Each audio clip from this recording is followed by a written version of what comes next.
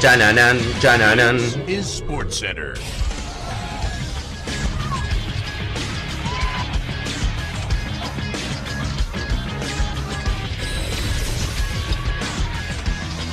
Hola gente, ¿cómo andan? Un saludo grande para todos, yo soy Sanio y les traigo un nuevo video. En el día de hoy vamos a estar repasando la historia del equipo que terminó en la ruina gracias a un jeque. Hoy en día se habla mucho acerca del Newcastle, del Paris Saint-Germain, de la capitalización y de los grandes inversores que pueden llegar a los equipos directamente desde Medio Oriente, pero más allá de estos casos que parecen muy buenos y la realidad es que han dado sus frutos, sobre todo por ejemplo en el equipo parisino, también hay alguna que otra excepción y creo que muchos deben recordar el caso del Málaga, equipo que tuvo una muy buena época con el jeque, pero que en los años posteriores la realidad es que fueron bastante malos. Así que espero que les guste mucho la idea del video, que obviamente dejen su me gusta y se suscriban al canal activando la campanita. Más del 60% de la gente que ve los videos no está suscrita y me ayuda un montón. Que me sigan en las redes sociales y en los canales secundarios que tienen todos los links en la descripción. Y que ahora sí, arrancamos con el video. Antes de arrancar con el video les vengo a recomendar OneFootball, una de las mejores aplicaciones del mercado y que además es sponsor oficial del canal. Vas a poder tener toda la información al alcance de tu mano, tanto de tu equipo como de tu selección favorita y de los equipos que quieras. Lo único que tenés que hacer es hacer clic en el link que encontrás en la descripción y ya la vas a estar descargando en tu teléfono de forma completamente gratuita tanto para iOS como para Android. El Málaga es un equipo fundado en el año 1948, el Málaga propiamente dicho como lo conocemos, el primer equipo de Málaga que fue como el precursor fue fundado en el año 1905.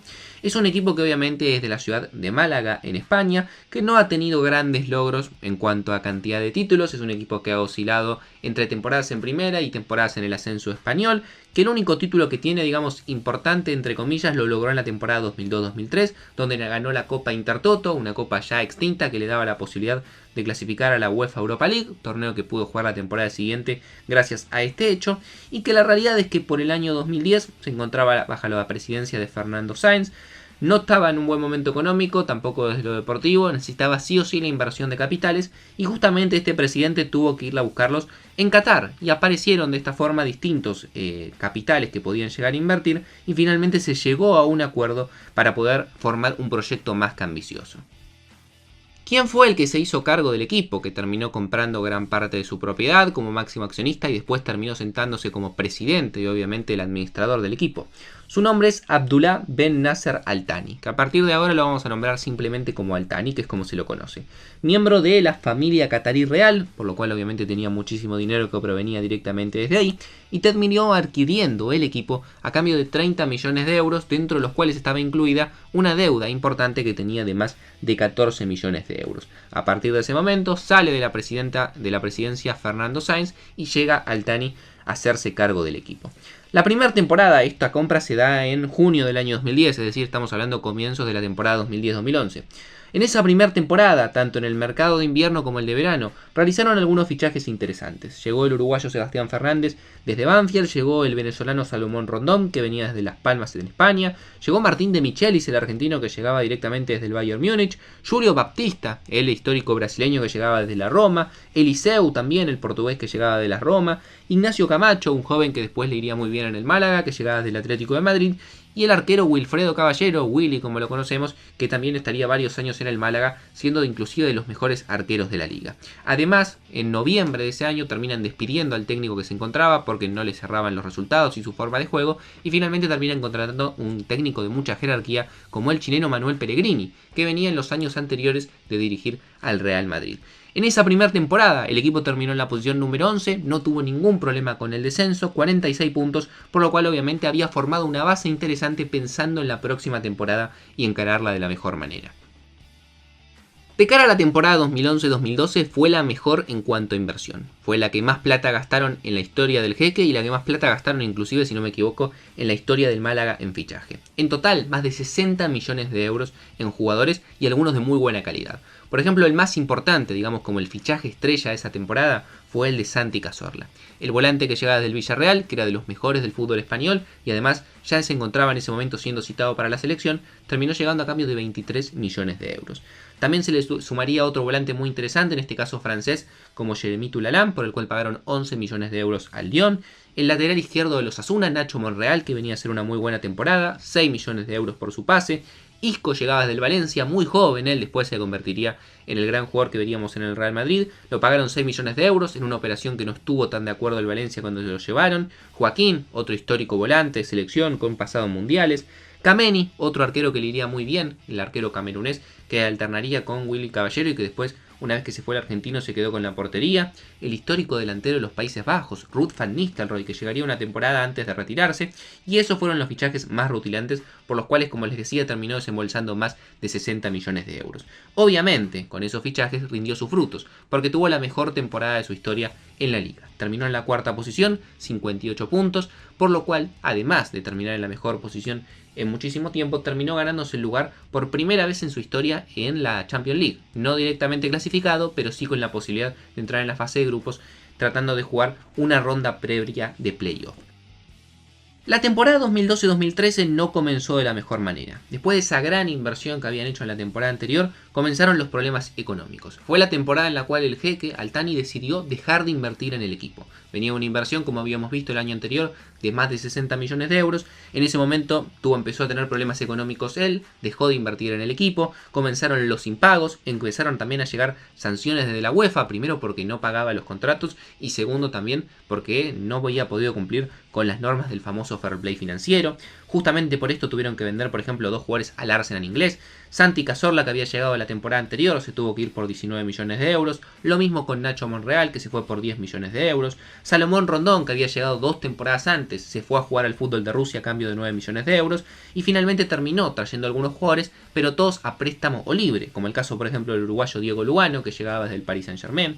El caso de Javier el Conejito Saviola, el argentino. O el caso del paraguayo Roque Santa Cruz, que llegaba desde el Manchester City, estos últimos 2 que mencioné en condición de libre. La realidad es que en la liga no le fue mal, más allá de que comenzaron los problemas económicos desde lo deportivo. Si no fue la mejor temporada de su historia, pega en el palo, terminó en la 6ª posición, por lo cual, si bien no se ganó un lugar nuevamente en la Champions, sí se había ganado un lugar para participar en la UEFA Europa League, y además le fue muy bien en la Champions. Fue la temporada soñada en esa competición, ya que en los playoffs, para poder acceder a la fase de grupos, ganaría 2-0 en el global al Panathinaikos de Grecia. Luego ya en la fase de grupo terminaría en la primera posición con 12 puntos por encima de equipos como el Milan o el Zenit. En los octavos de final, en una llave cerrada, eliminaría al Porto por 2-1. Y la realidad es que en los cuartos, cuando te venía un rival muy complicado, venía el Borussia Dortmund de Klopp, Lewandowski, Götze, por mencionar algunos jugadores, la realidad es que finalmente ahí tuvo partidos muy cerrados que se definieron por detalles y errores arbitrales. 0-0 en la Rosaleda, obviamente en el estadio del Málaga y en España, y finalmente después de un partido muy apretado en el cual estuvo prácticamente durante todo el partido clasificado a las semifinales, porque el partido estaba 2-2 y por el famoso gol de visitante estaba clasificando, porque ese segundo partido era en Alemania. En el minuto 93, el defensor Felipe Santana del Dortmund marcaría un gol en claro offside, que el árbitro en ese momento, Craig Thompson, el escocés, no vería, y de esta forma, debido a este último gol, terminaría quedando afuera y no pudiendo acceder por primera vez en su historia a las semifinales.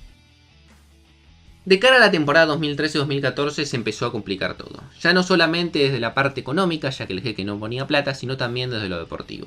Obviamente todo tenía que ver con todo, debido a que no ponía plata y que no podían cumplir con las sanciones por impagos que le había puesto la UEFA, que al mismo tiempo también habían infringido las normas del fair play. Finalmente la clasificación a la UEFA Europa League, que se habían ganado la temporada anterior en la liga por terminar en la 6ª posición, quedó anulada y además le prohibieron entrar a competencias europeas durante 4 años, lo cual obviamente fue un golpe duro para todo lo que era el proyecto deportivo. Había embolsado, por haber llegado a los cuartos de final de la Champions League, más de 30 millones de euros. Ese dinero obviamente lo iba a tener, pero después, a partir de ese momento, no iba a poder clasificar a las competencias europeas, que era lo que más dinero generaba. Por esto se terminó yéndose el técnico, Manuel Pellegrini se fue. Después también se fueron muchos los jugadores que habían llegado. Isco se fue al Real Madrid en una venta importante, 30 millones de euros. Se fue Tulalán al Mónaco, se fue Joaquín. Se fueron los argentinos Javier Saviola y Martín de Michelis. Se fue Julio Baptista. La realidad es que todas las estrellas que habían llevado al equipo y que obviamente habían sido partícipes para que el equipo le vaya también en las 2 temporadas anteriores, se terminaron marchando poco a poco y además no hubo ningún fichaje. Si bien hubo algún que otro jugador a préstamo y algún jugador que no había sido un gran desembolso, no llegó ninguna estrella como venía llegando años anteriores.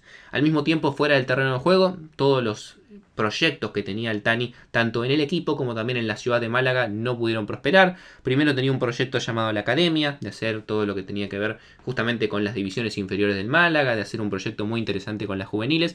Compraron los terrenos, pero nunca se capitalizó. Hoy en día esos terrenos siguen estando en propiedad del Málaga, pero están abandonados sin ningún tipo de uso. Y también tenía otro proyecto, que era el puerto de La Bajadilla, que la idea era empezar a invertir más en la ciudad, de esta forma también dotarla de lujo, que empiece a llegar muchísima más gente y fomentar el turismo, inclusive construir un dique para poder albergar grandes navíos, pero finalmente eso también quedó en la nada porque terminó perdiendo la licitación para los terrenos que necesitaba y tampoco lo pudo cumplir el jeque, lo cual obviamente también sumó a la desmotivación para que siga invirtiendo dinero no solamente en la ciudad, sino principalmente en el equipo. El club fue perdiendo cada vez más jugadores y sumando cada vez más deuda. Altani, en vez de poner dinero, que era lo que tenía que hacer, no lo hizo más y empezó inclusive a sumar deudas. Hubo problemas con hoteles y con propiedades y negocios que no tenían que ver con el Málaga, pero sí con el jeque, que también terminaron perjudicando al equipo. Desde lo deportivo se pudo sostener un par de años más, sobre todo basándose en algunos jóvenes que tenía el Málaga, sin hacer grandes inversiones porque ya ese dinero no estaba. Por ejemplo, salió Sergi Darder, salió Samu Castillejo, salió Pablo Fornals, Samu García, todos jugadores de las inferiores del Málaga que fueron importantes en el equipo y que sobre todo fueron ventas importantes, todas de entre 10 y 15 millones de euros. La temporada 2013-2014 terminó en la posición número 11, en la 14-15 en la posición número 9, en la 15-16 en la posición número 8 y en la 16-17 en la posición número 11. ¿Qué quiere decir? Durante 4 años más se pudo sostener el equipo en primera división sin aspirar obviamente a competiciones europeas, donde además no podía competir, pero sin tener tampoco grandes problemas con el descenso. Sin embargo, todo esto terminó a partir de la 17-18, cuando el equipo terminó en la última posición con 38 puntos, condenándolo a volver a jugar en la segunda división del fútbol español. A partir de ahí, obviamente tuvo alguna que otra posibilidad de volver a ascender, sobre todo en la primera temporada en la segunda, en la 18-19 terminó en la tercera posición, tuvo que jugar playoff, pero quedó afuera con Deportivo La Coruña. Ya en la 19-20 estuvo lejísimos, en la posición 14, más cerca del descenso inclusive que de poder ascender. En la 20-21, que fue la última, terminó en la posición número 12 y finalmente todo esto desembocó a que al mismo tiempo las deudas se iban acumulando, el jeque no aparecía, no ponía dinero, que el 21 de febrero del año 2020 terminen quitándole o que sea apartado del cargo de presidente debido a lo obviamente todas las cuestiones que venían pasando y principalmente por administración desleal y también por lo que era una administración indebida, que más que beneficiar al equipo finalmente lo terminaba perjudicando. Actualmente el Málaga se encuentra en el puesto número 11, recién ha comenzado la temporada, no está lejos de los puestos de playoff, pero la realidad es que hoy en día está en el puesto número 11, habrá que ver cómo termina y parece que los días del jeque, después de casi una década, están finalizados. En estos meses se va a estar determinando que ya no tenga que ver absolutamente nada con el equipo, porque actualmente sigue poseyendo las acciones, más allá de que ya no tiene la presidencia y la administración del club, y la realidad es que este jeque puntualmente, más que beneficiar al equipo, terminó realmente siendo un dolor de cabeza. Así que no mucho más para decir, espero que les haya gustado la idea del video, que si quieren más videos de este estilo que lo dejen en los comentarios, que dejen su me gusta, que se suscriban al canal y activen la campanita, y que yo por hoy los dejo y nos vemos mañana en otro video.